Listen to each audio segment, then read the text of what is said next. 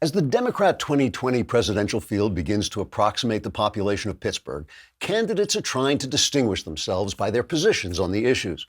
Beto O'Rourke, for instance, says he apologizes for being a white male and regrets having made a cute little joke about his wife because it's just the sort of thing a white male would do and then apologize for which he apologized. O'Rourke says that going forward, he will be more ashamed of being white, which he hopes will win him the votes of all white males who are ashamed or who should be ashamed for making cute little jokes about their wives, who may also be white, for which he apologized. Senator Kirsten Gillibrand, on the other hand, says she apologizes for having helped force Al Franken to resign over some silly incident where he molested a sleeping woman, which she says wasn't silly, and she apologized for saying it was. Gillibrand said she only forced Franken out as a way of atoning for supporting Bill Clinton, for which she apologized. From now on, when men are molesting women, Gillibrand promises she will condemn them each and every time it won't result in costing the Democrats political power, and if it will cost the Democrats power, she will dismiss it as silly and then apologize. Senator Bernie Sanders did not apologize for the fact that women in his last campaign were sexually harassed, but he says he apologizes for not apologizing and now apologizes. Joe Biden says he apologizes for helping to draft tough-on-crime legislation since it caused many black criminals to be sent to prison where they belonged, a comment for which he apologized. And finally, Senator Elizabeth Warren says she apologizes for speaking with forked tongue and thus offending the spirits of her ancestors, which she doesn't really have, and she apologizes for saying that she did. All in all, it's safe to say the Democrats are a sorry bunch, and for that, they apologize. Trigger warning, I'm Andrew Klavan, and this is The Andrew Klavan Show. I feel hunky-dunky, life is tickety-boo. Birds are winging, also singing hunky-dunky-doo. Ship-shaped, ipsy-topsy, the world is zippity-zing. It's a wonderful day, hurrah, hooray! It makes me want to sing. Oh, hurrah, hooray! Oh, hooray, hurrah! So this is going to be kind of a dangerous show for me, not for you. You don't have to stand back from your iPhone or anything. Some of you may have noticed that I'm not really very careful about what I say. And believe me, I hear about this, not just from my wife, but from some of the people around here who for some reason don't want our wonderful website to be destroyed by leftist haters who take me out of context. I make jokes about women, I make jokes about race, I make jokes about Jews and blacks and gays, and I don't usually include the disclaimers about how it's just a joke and I'm trying to make a point, blah, blah, blah, blah, blah. I do this because I love this country and all its craziness, and I want everyone to be free to do and say what he or she or it likes. And I think joking about our differences, and joking especially about the incoherent leftist policies that drive us apart and undermine our values and make matters worse, is a small service I can do for the country that's given me everything I have. But today, in the name of not getting Ben and our God King Jeremy Boring lynched, although if you want Knowles, call me for his address, let me just take a little bit of time to be careful and say this. I think white supremacy is bad. I think it's stupid. I think it's evil. And today, when I talk about white supremacy, when I point out that multiculturalism and race baiting and illegal immigration and censorship give white supremacists a platform with decent, ordinary folks, I am not equivocating on the issue. I'm not giving any credence to white supremacy whatsoever, and anyone who takes me out of context or twists my words and says I am is lying and can pound sand. That said, I will now proceed to destroy myself and everyone around me. But first, let's talk about movement watches, or as we like to call them, movement, because look at this watch. Look how beautiful this watch is. The thing is, it's beautiful, but it doesn't cost a lot. Why? Because they take out all the vowels. MVMT is how you spell movement, and without the vowels, you can get a watch that in a store might cost you hundreds of bucks, but instead these movement watches start at just $95. They look good, they keep it simple, and they don't cost much. Go on their website and take a look at them. You'll get all these classic designs, minimal, really quality products. That's why they've sold almost 2 million watches in over 160 countries. And you can get 15% off a beautiful movement watch today with free shipping and free returns. Go to movement.com/Andrew. That's MVMT.com/Andrew. MVMT. Movement's launching new styles on their site all the time. So check out their latest at movement.com. Go to movement.com/Andrew and join the movement. All right, we got the mailbag coming up. Please stop. I confess. Movement coming up. And also, I just want to say a quick thank you to Proofrock News, which is a great mailing that you get on the arts, and Who Mentioned Another Kingdom is out now. And I hope you will all go on on Amazon and buy a copy of Another Kingdom. It's a beautiful looking book, and I will bring one in and show you. So, white supremacy. Is America suffering a white supremacy problem, right? This is the narrative the press is determined to put forward, and they're furious at Donald Trump that he will not play into this idea that we are a country beset by white supremacy everywhere. And whenever he won't play along, whenever he says, yes, there are bad people in the Antifa movement and bad people in the white supremacy movement, but there are also good people who are arguing about a park, and they twist that to make it sound like he says there are good white supremacists, which he never did and probably never would, because he doesn't believe that. They are pushing this narrative because it's good for them. And their idea, obviously, is this evil president, this president that they didn't want elected. Oh, my goodness, he is the chief white supremacist. He just flew back from New Zealand where he shot up all those Muslims, and he got, put on his white supremacist hood, and he's sitting in the White House eliminating unemployment for black people for some reason that doesn't really make any sense. Listen to this amazing clip from MSNBC. This is Chris Matthews asking Cory Booker, a Democrat presidential candidate, asking the really tough questions. Meanwhile, as the Democratic base pushes issues of racial and gender equality, New Jersey Senator Cory Booker asked tough questions about President Trump by MSNBC's Chris Matthews. Is he racist? He's a guy that... Is he a racist? Racist thinks he's racist. And his language hurts people. His language is causing pain, fear. The way he's talking is making people afraid. Wow, that's really asking a candidate the tough questions. Is your opponent racist? Is he? Come on, come out with it, Cory. That's pounding him, Chris. That's really good journalism. Here is Greg Meeks with the basic narrative that we're all supposed to believe, and if we don't believe it, we are participating in the MAGA racism of Donald Trump. The president is supposed to be, and he is, the most powerful person in the world.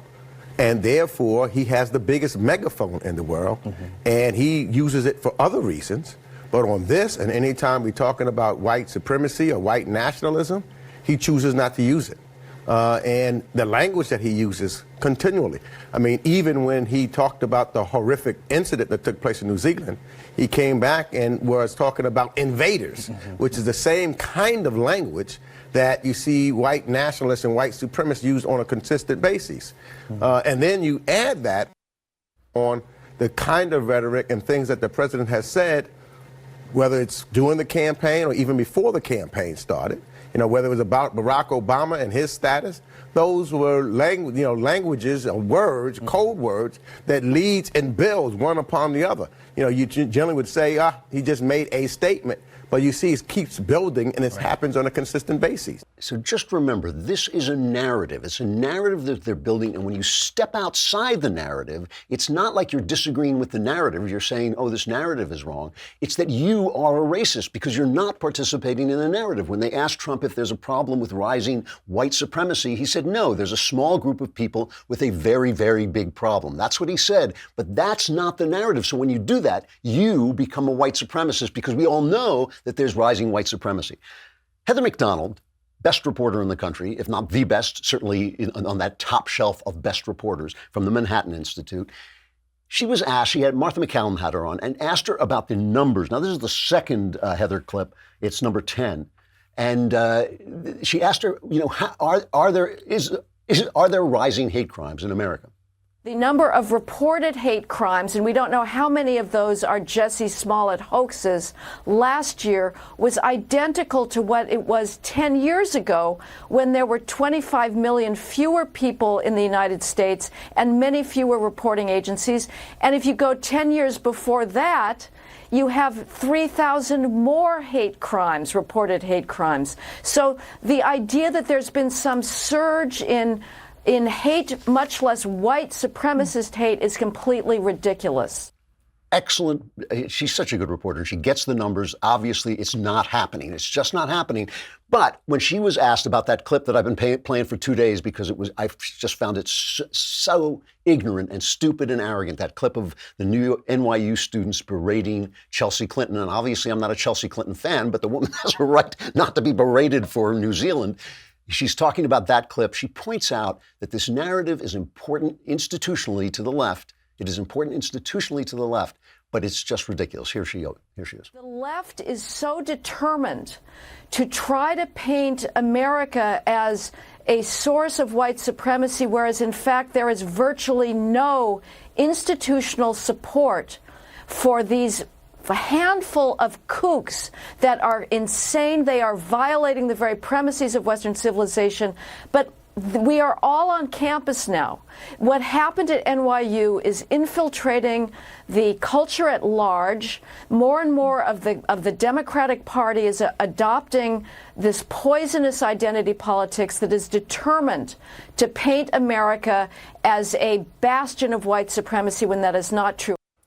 So, insofar as there are white supremacists, and as Heather says, they are against everything that the West stands for, they really are. Insofar as what is the narrative that we're watching? What is it that gives them credence? And I'm going to talk about that and end my career in just a minute. But first, let's talk about stamps.com. You know, I love the post office. I've lived off the post office my whole life. They are how I built my career. They do everything. But nowadays, you just don't have time. I don't have time. I live in L.A. The post office may be around the corner, but around the corner in L.A. is 45 minutes away, right? So you want your post office in your computer where you keep everything else.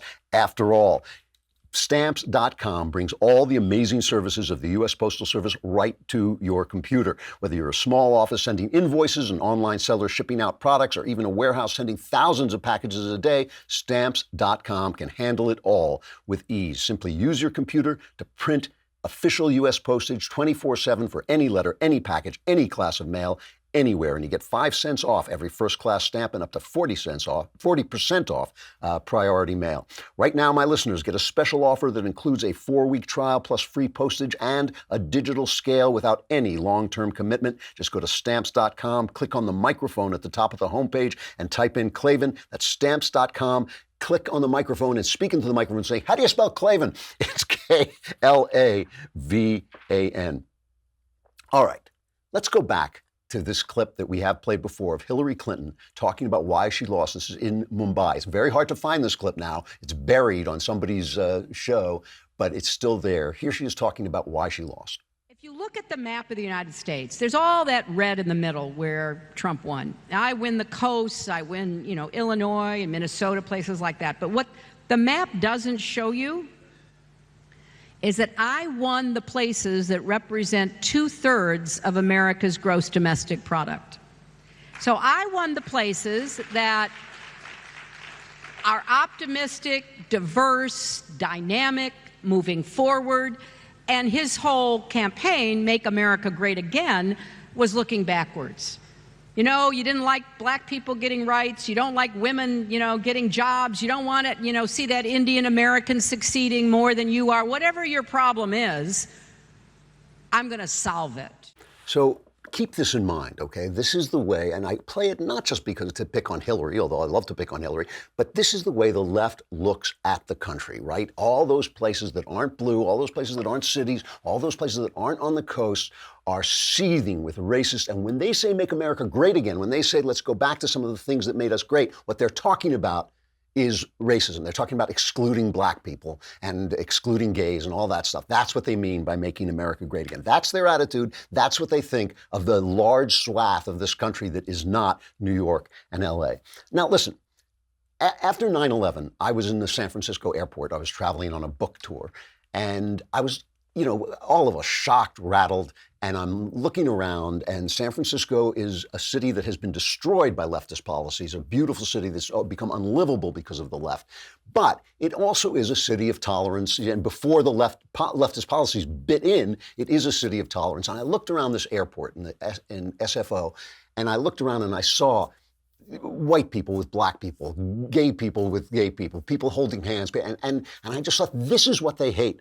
This is what these Islamists hate about our country. They hate this. And this is what I love about it. And this is the country I want to be in. And of course I want to be in it. Why? Because I grew up in a neighborhood that was 50% Jewish. A Jew in America at that time, which was, all WASP, all white, all, one side of a thing. And I had a father who was paranoid about every little thing. If a Republican won anything, if he won dog catcher, he thought the Nazis were coming back. Oh, the Nazis are coming to America. Oh my gosh, there's a Republican walking down the street. The Nazis are coming. And I looked around me and I thought, the Nazis? Jews have never had it so good. I was a kid and I was thinking, wait, this is great. We're treated just like Americans. They just look at us and they think, oh, that's an American. He's a Jewish American, but it's American. On TV, when they say Merry Christmas, they say Happy Hanukkah. I just thought, this is great. This is a great country. I want everybody treated like that. When people are not treated like that, it's not fair. I want blacks treated just like Americans, gay people treated just like Americans, even women, and they're crazy. I want them treated just like Americans, okay? Now, I'm still a kid. Now maybe I'm 14, maybe it's 68 or something like this. They begin busing. They begin busing poor black kids out of ghettos into other neighborhoods. And the people in my neighborhood, which was a prosperous neighborhood, they protested.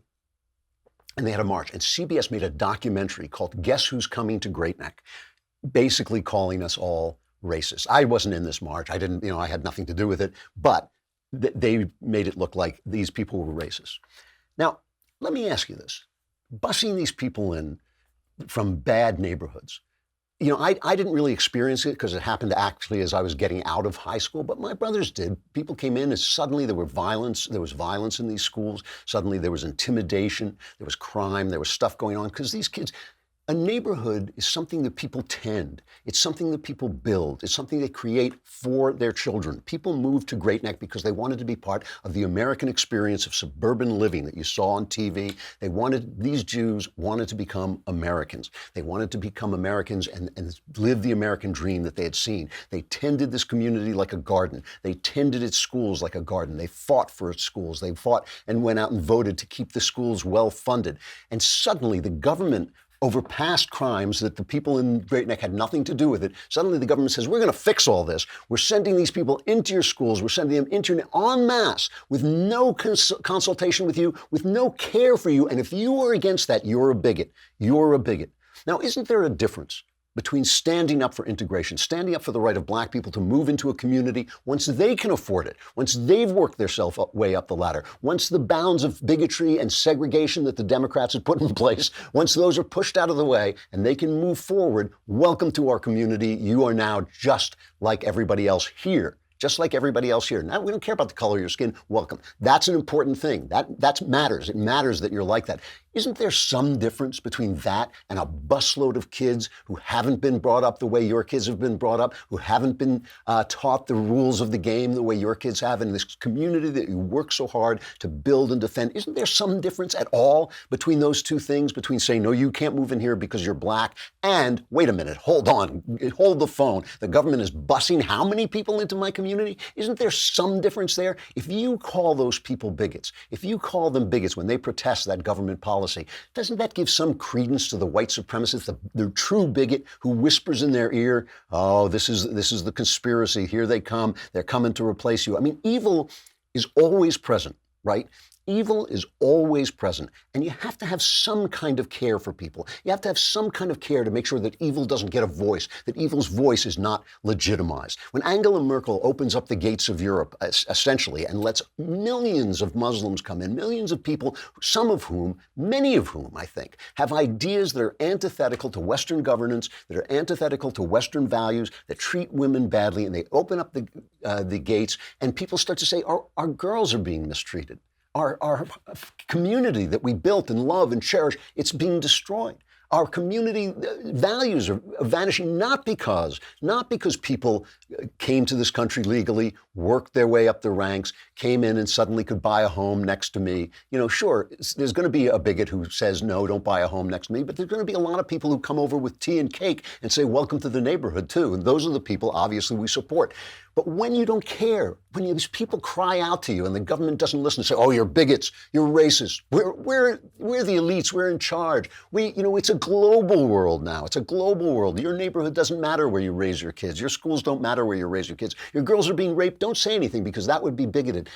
Doesn't that give credence to the white supremacists? Doesn't that mean that this evil guy, the devil, now has the power to say to them, look at what these people are doing to you. Look at what's happening to your neighborhoods, and the government doesn't care. You give them a voice. Listen to Kirsten Gillibrand, and I'm not singling her out. This could be any Democrat. Listen to her talking about illegal immigration in America.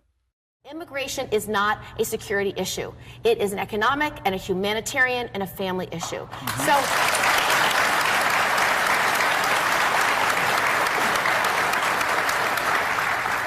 There is no such thing as an illegal human.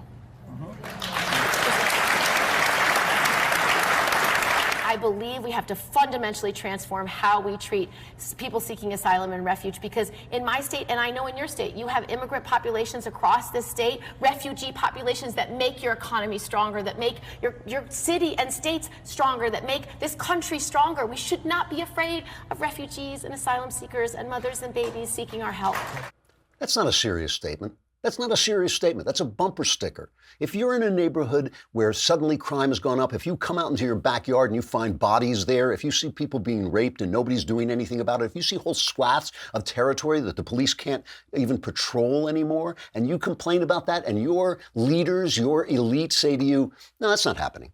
These people are making your economy stronger. It's not happening. It's not an emergency. It's not happening. Don't listen to that evil white supremacist in the White House. This stuff isn't happening.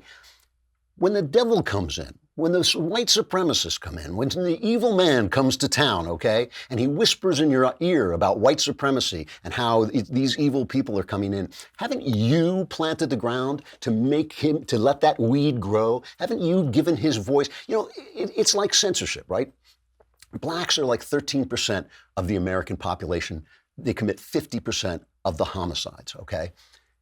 If you tell me that that's not going on, if you tell me that if I say that's going on, I'm a racist, if you tell me that the truth, the simple truth of the numbers is something I can't talk about, or I can't even see it there, or I'm a racist, don't you give the devil the power of the truth? Now the devil can speak the truth, and you're a liar. And you're a liar. And so I'm thinking, well, wait a minute. Which one of these people is telling me the truth? Now, you can come in and say, hey, there are reasons for this. This is not about race. I don't think it is about race. I really don't. There are reasons why this is happening. It's about culture. It's about things that the government did that destroyed families. It's about a lot of different things, but it's certainly not about the way people are born and the color of their skin. That's crazy. That's nonsense. But if you're telling people to lie, if you're telling people the things that are in front of their eyes aren't there, when the devil comes to town and speaks the facts and just gives them the facts, doesn't he get power? Doesn't he get the strength because he is speaking truth? The other day I was in an Uber. I took an Uber to and from a restaurant. The guy driving it was a young man. Driving me to the restaurant was a young man. The guy driving me back was a young lady. And both of them are playing rap music. And usually I tell people to turn that stuff off. My wife gets in whatever they're playing. She tells them to turn it off. But I like the driver to be able to play music. I've drove a cab. I know it's a boring, sometimes frustrating job. You got to listen to something. So I usually let them play any music that's not destroying me. But this time I'm alone. I thought, well, let me listen to the rap music. And by some chance, maybe Providence, they're both playing the same song. Both going and coming. They're playing the same song. So I guess it's a hit. I can't tell you the name of the song.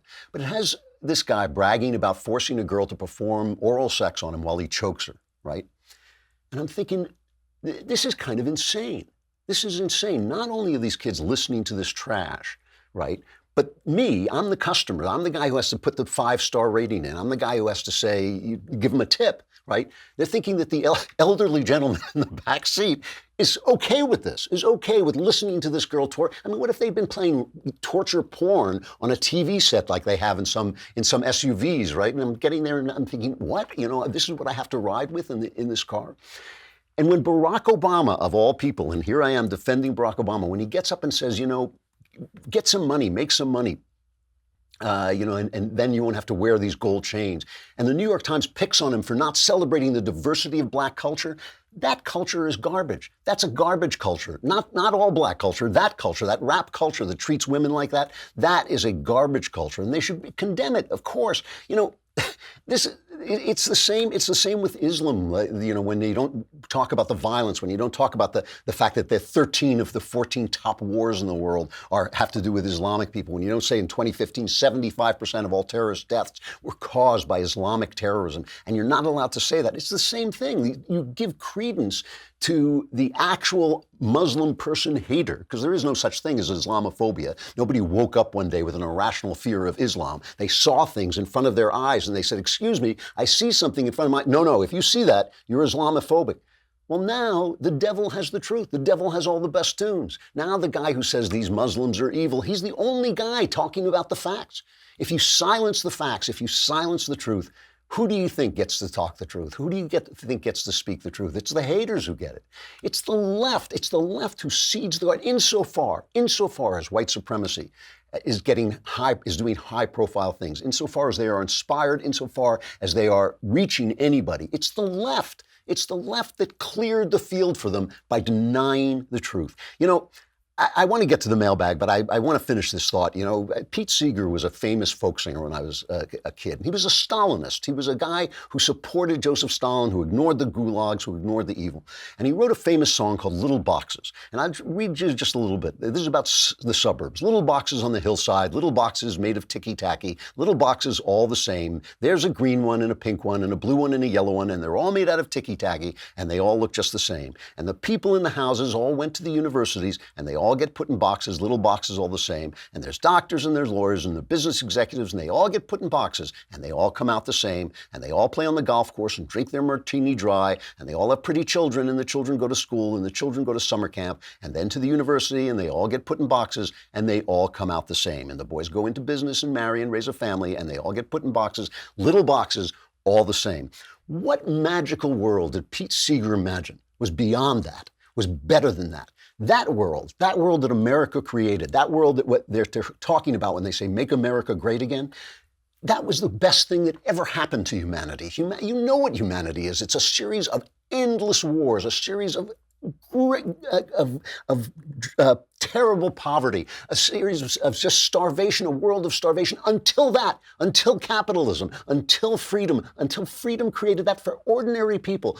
Ordinary people lived in those houses.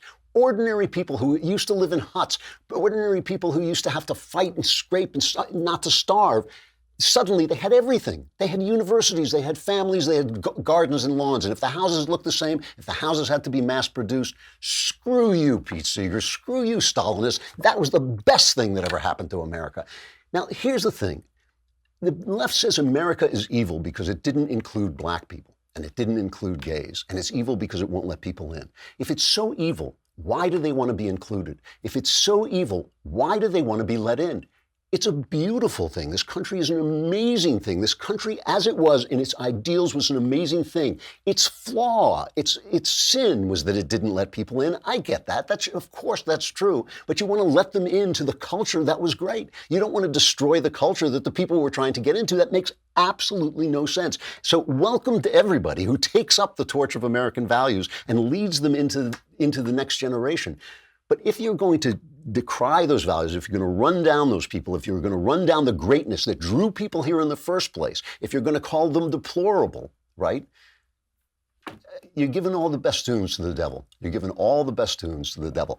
That's what I have to say. I want to tell you Shapiro's new book, which is wonderful. The Right Side of History is in stores now. So head over to Amazon, Barnes & Noble, or rightsideofhistorybook.com to pick up your copy. And you'll be at Amazon anyway, buying Another Kingdom. And today only, you can catch Ben doing a live book signing on today's episode of The Conversation at 7 p.m. ET. He's going to do a live book signing on The Conversation at 7 p.m.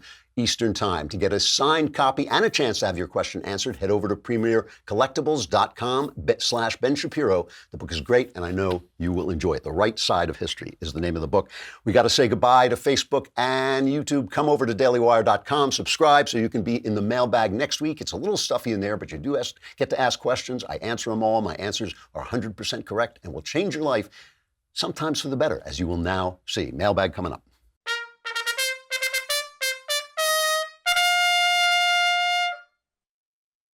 All right, mailbag. Yeah! All right, from Stan. Andrew, my fellow bald brother, I know you are happily married, but hypothetically, if your wife were to be unfaithful to you, how would you handle the situation? Is adultery a good enough reason to divorce someone, even if they did it once? I know the Bible says, till death do us part, but I think that cheating is a horrible act. First of all, the Bible doesn't say that. Jesus, who was very opposed to divorce, did make an exception in the case of adultery. Well, I'm not going to answer the question personally. That's ridiculous, but I will tell you what I think about this. If there's cheating, if there's adultery, you have exactly two choices. You can forgive or you can leave. Those are it. Those are the choices. What you can't do is you can't stay on in seething, obsessive rage. I mean, look, it's one of the most damaging things you can do to a marriage. I mean, it may be the most damaging thing, maybe up there with addiction would be another one, and of course, physical violence. But those are the three things, abuse, adultery, and addiction, that are the terrible things that you can do to destroy this family that you were supposed to be building. It is a terrible thing, but it happens for a lot of different reasons. It happens because men are stupid. It happens because women fall in love and think there's some romance they're going to find elsewhere. It happens because people are being ignored. It happens because people come and say, I'm being ignored. I need more sex. I need more attention. And nobody listens. It happens for a lot of different reasons. And it happens because people are bad and sick and corrupt. That's another reason. You have to look at this situation and say, can I forgive? Should I forgive? Those are the two questions. You might want to forgive because you have young children and you don't want to blow up their family. You know, that's a good reason. You might want to forgive because you see how you made a mistake and that's why your spouse did something. If you can forgive and you think you should forgive, that's what you should do, obviously. But if it means that for the next 5 years, you're going to be saying, well, how many times did he call you and where were you when and when were you doing? Because that's what happens. People get very obsessed over the details. They think they want to know everything, but the more they know, the more they want to know. If that's the way you're going to live, I don't see how you can stay. You can't stay in a state of perpetual rage. And you should leave. And if you want to leave because you don't want to be treated that way or because you think it's destroyed the marriage, you should leave. If you can forgive and think you should forgive, then forgive. If you can't, get out. Those are the only two choices. You shouldn't think there's another choice of staying and like punishing the offending spouse for the rest of his or her life, because that's just no way to live for anybody. From Madison, I'm a 20-year-old college student studying management, and I just happen to be female. I've noticed that because I'm female, I'm afforded many opportunities, like meeting prominent business owners in neighboring cities, but men are not invited to those events. And I know that the left thinks women are oppressed still in today's society, and that's why we need events like this where prominent women are paraded around like today's version of Miss Universe. However, it makes me think that on some level, these higher-ups think I am not as capable of competing for the same job as a man. Bingo, that is what they think. So I need the extra advantage of knowing people. I want to compete, and I have worked very hard to make myself a good candidate for a job in the business world. I don't really want to attend these events on account, and I don't want to question myself later in life about whether I truly deserve the job or if I just got there because I'm female. Friends tell me I should go to these events anyway, but I'm still unsure if I could support the new matriarchy. Any consult would be much appreciated. Okay, first of all, you're right. Of course, this is not a good way to handle these things. People should be treated, when you want to treat people fairly, treat them fairly. That's what you do. You stop doing what you were doing before and you start treating them fairly. You don't compensate because the people you're compensating with are not the people who committed the offense, right? The men who may have kept women out of business, and I don't actually think that narrative is true, but the men who kept women out of business are not the men you're going to college with. However, having said that, and I think this is the way societies get corrupted, because if they give you affirmative action, who's going to turn it down? If they give you special, tax considerations or whatever, who's going to turn them down? And that's how society gets corrupted. However, you want to succeed. You should use every honest means at your disposal to succeed, including this one. And then when you succeed, you should turn the tables. Make your career, have your career. These are not dishonest things to do. I mean, these are corrupting to society, but they're not corrupting to you. You're not being corrupt. Take every advantage. There are advantages that men have. I know this. I mean, I like to gather together with cigars and drink with the guys. I don't mean that to be excluding to women that I work with, but I think it probably is, I mean, and I don't want to smoke cigars with women. I want to get together with the guys and talk, just like women want to get together with women and talk sometimes. But that can be an exclusionary activity, so maybe this compensates for that in some way. Live your career, use every honest means at your disposal to succeed. And when you succeed, make a change. invite all people to your symposiums, invite all people, make sure you meet young men as well as young women, and that will give you the power to make the change that that should be there, because you're absolutely right in your appraisal. From William, old crank, and that they introduced me, the guy who introduced me at Franciscan University started with, called an old crank by Vanity Fair, and then went through this long list of my accomplishments. And I got up and I said, you should have stopped at old crank. What are your thoughts on the National Popular Vote Interstate Compact? I know 11 states have signed on, with New Mexico likely joining in the near future. Personally, I find this a little off-putting. I think it's nonsense. I think this is part of the Democrats' idea that they can destroy the Electoral College so coastal cities can run the country. That's basically what they want. They want to destroy everything that causes them to lose. Lower the vote to 16. They should really raise the vote to 35, but they want to lower it to 16. They want to destroy the Electoral College. They are literally talking now. It's now a litmus test for a Democrat candidate. He has to want to pack the courts. There is no good reason for packing the courts. The only good reason is they have corrupted the courts to become leftist lawmakers, because they can't get their laws passed in Congress and they can't get them passed with the people. So they want 5 or how many Supreme Court justices to impose them. So now they want to pack the courts, destroying the Electoral College. And that's what this is about. It's an agreement that you'll only deliver the state's electoral votes to the person who wins the popular vote. That's the idea. So that's a way of getting around the Constitution. If you want to change the Electoral College, go make an amendment to the Constitution. That's what it's there for. Go and try. I'd like to see you try. All right. From Robin. If you're reading this, thank you so much for your time, and what I have been told is life-changing advice. It is, but my husband and I have been trying to begin a family, and to date have been unsuccessful. I don't mean to sound ungrateful for what I do have, but it is a crushing blow every month, and it's beginning to make me feel inadequate as a woman. Any advice on how to resist the temptation to bout of bitterness or fear when going through what feels like an endurance trial of my soul? Thank you so much for all that you do. I pray for the DW crew regularly. Thank you very much. Another Kingdom is fantastic. God bless. Thank you. First of all, I mean, my first impulse is to tell you not to feel inadequate as a woman, but I know that's wasted words, because these are things that happen to us, whether we want them to or not, and whether we know they're irrational or not. Of course it's irrational. You're not inadequate as a woman. However, there's a lot of information here that's not there. Have you gone to a doctor, you and your husband both? Have you both had a checkup? There are a lot of steps that you can take to improve your chances of getting pregnant. Some of them are totally natural steps that you can take that improve your chances of being pregnant. Some of them are a little medical help, but not involved with, in vitro fertilization or anything like that. There's a lot of stuff that you can do, and this happens to a lot of people, by the way. I mean, it's not everybody gets pregnant in the first try. A lot of times it takes as long as a year and more. And a lot of times people adopt and then find they get pregnant because that helped them relax or whatever. I don't know why it is. But you should definitely talk to medical professionals, get yourself checked out, make sure your husband gets checked out as well, make sure you're doing everything that you can in a natural setting, and then decide how much further you want to go with this. I mean, it is something that happens, but you should know everything about the situation that you can. I mean, it's ridiculous not to know. It's ridiculous to go in ignorance and just be afraid, because it's obviously making it very painful for you. If it turns out, and I hope it doesn't, God forbid, but if it turns out that you can't have children, then you want to think about adopting, because believe me, there are kids out there that need you desperately, and to whom you can give a wonderful home, and you will love them as your own. And so, I mean, these are things that you just want to find out, but don't just sit in your room and worry about it when you can really get some information. There's a lot of information out there and a lot of things that you can do.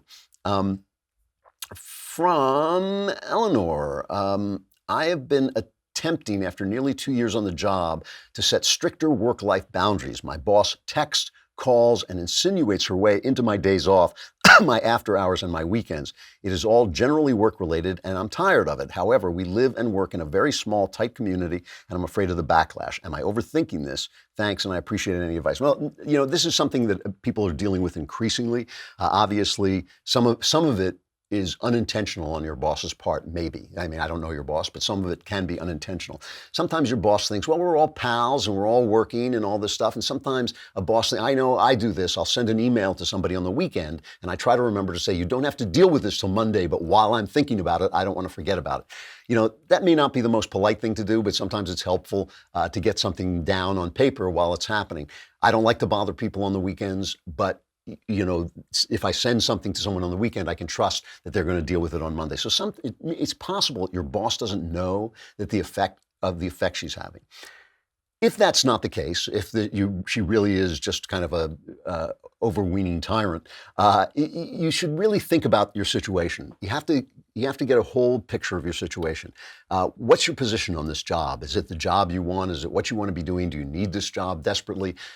Is your boss a flexible person? Is your boss a nice person? Is your boss someone you can talk to? If your boss is someone you can talk to, sit down with her and be incredibly positive. Tell her you love your job, you love her, you love working in this place.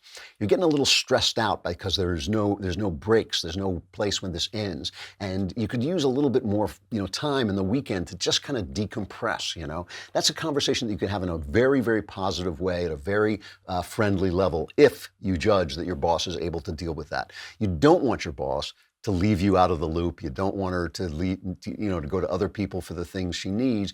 You just want to have a little time cleared. Ask yourself about this, and you have to decide for yourself whether that's a path that's open to you. But if it is, I think you can sit down and have that in a very positive conversation. If not, you might have to leave your job and choose another one. But this is something a lot of people are complaining about, because as we have this instantaneous communications, and when you're living in a small, tightly knit community, as you say you are, people don't draw the line. They don't make any lines between themselves. They think, well, we're pals. I'm your boss, but I'm also your friend. I'm your boss, but I'm also your neighbor. So I'm just going to drop by and say hi. And for you, that's like, oh my gosh, the boss is there. But for her, it's like, I'm just dropping by talking about stuff. So if that's true, there may be a way that you can, in a positive way, tell her about it and make a change. From Justin, dear Master of Lefties, I've been a lifelong member of the Church of Jesus Christ of Latter-day Saints, the Mormons, and I started listening to your show around the 2016 election. I often find myself thinking how a lot of the things you say align more with the LDS theology than any other Christian denomination I have come across. This past week, you mentioned having concerns with some of the theology. Since I've never been a part of another religion, I sometimes find it difficult to get into the mindset of someone who's not a member and has an outside perspective of the church. Is there a specific belief taught in the LDS church that you disagree with? After being a missionary for the church for 2 years, I know there are several misconceptions out there. Thanks for all you're doing. No offense, but I hate this question. And the reason I hate this question is I want you to live and enjoy your religion and enjoy your faith. I'm not here to attack your religion. And it's hard when you ask me what I don't like about someone's religion to tell them why I don't believe in it without seeming to attack it. But you asked, and I will tell you that, all the Mormons I've ever met, and I know I'm not supposed to say that, the Latter-day Saints I've ever met have been delightful people. I met a lot of them. I used to ski in Utah, and I met a lot of them, and they were always wonderful people and fairly happy people, people who were really content. Their neighborhoods look great and all this. I've read the Book of Mormon. It's been a long time, but I simply did not believe it. I did not believe in Joseph Smith. I did not believe in the rewrite of the Bible. I didn't believe in some of the theology of the Trinity. And I also never understood why the Book of Mormon is written in fake Elizabethan prose to sound like the New Testament. That makes no sense to me. So those are the things that put me off. My theology, what I think of how God operates and who God is very, very much summed up in the Nicene Creed. So there's nothing for me to move to from there. I mean, it really does say what I believe. I'm out of time. All right, we'll save some of those questions that I didn't answer and put them in the next mailbag. I want to take a turn. I haven't been doing segments on the show because I like free form a little better, but I have been doing a sort of final reflection, and my final reflection and it is kind of a stuff I like. So let's have some stuff I like music. Stuff I like, stuff I like, beep, beep, beep, beep, beep. All right, that was terrible. That was terrible stuff I like music. I don't know how you feel about Ricky Gervais, but I really actually like him. He hates God. He's obviously a liberal. He hates humanity, and his show is called Humanity, and he says, I don't know why I called it that. I'm not a fan. But he is a funny, intelligent guy. If you're going to be offended by someone who disagrees with you, don't watch. You'll hear jokes like this one. What a lovely welcome. Just for that, I'm going to try my hardest tonight. I know what you're thinking. You're thinking, Rick, relax. We've already had our money's worth just seeing you. What? You're a legend. Shut up. What is it? I'm just an ordinary guy going around talking to people. Sort of like Jesus. But better. Well, I've actually turned up. So if that's going to insult you, don't watch. However, and the language, of course, as always with these comedians. However, he is really funny, really intelligent, and goes after political correctness with a hatchet. I mean, he goes after it with a hatchet. And at the end of the show, he does an encore that's very subtle, but it basically explains why humor beats political correctness every time. So it's funny, it's intelligent, it's sharp, it's good stuff. And if you don't mind disagreeing with the guy, because, you know, I'm sorry he and I won't be spending eternity together. You know, it's a long time and I could use the laughs, but he does his job and he's very, very funny and very smart and really goes after political correctness in a smart, cutting, and insightful way. Ricky Gervais' Humanity is on Netflix. See you tomorrow. I'm Andrew Klavan. This is The Andrew Klavan Show.